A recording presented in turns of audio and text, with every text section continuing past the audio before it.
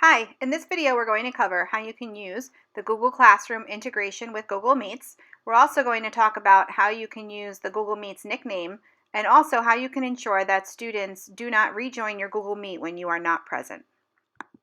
So let's get started.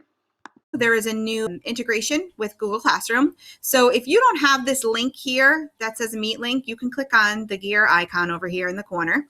And when you go down here, this setting right here would make it visible for students. So that's how you can turn that on, okay?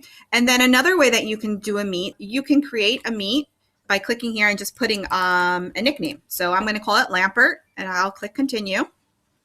So now my Meet will start.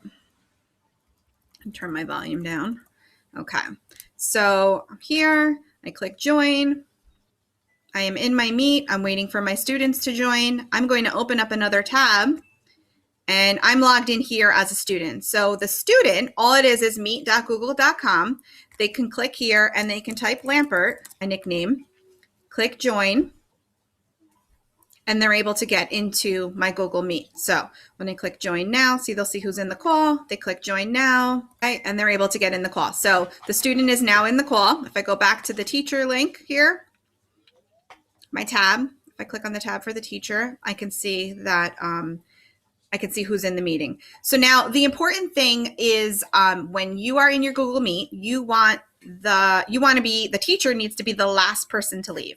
Okay, so if you have kids lingering and they haven't left yet, just click on the people icon here. You can see who's in the Meet. So I want to go and this student is lingering and hasn't left yet. I can click on this little icon here, wait for that to open, and then I'm going to click this right here and that will remove the student. So now that I'm going to remove them. Okay, so now that I have removed the student, I am the last one here, so I am going to leave. I'm going to hang up the call. Okay, so now when I click back on this tab over here for the student, they could see someone has removed you from the meeting. That's what the student would see. If I click return to home screen and I try to get back in as a student, I'm going to type in my meeting code again. And when I click continue, you will see right here, it says you are not allowed to start a meeting. So this was an important thing that I wanted you guys to know. Just be the last one to leave your Google Meet and you won't have a problem with students re-entering once you're gone. I hope that this video was helpful for you. Have a great day.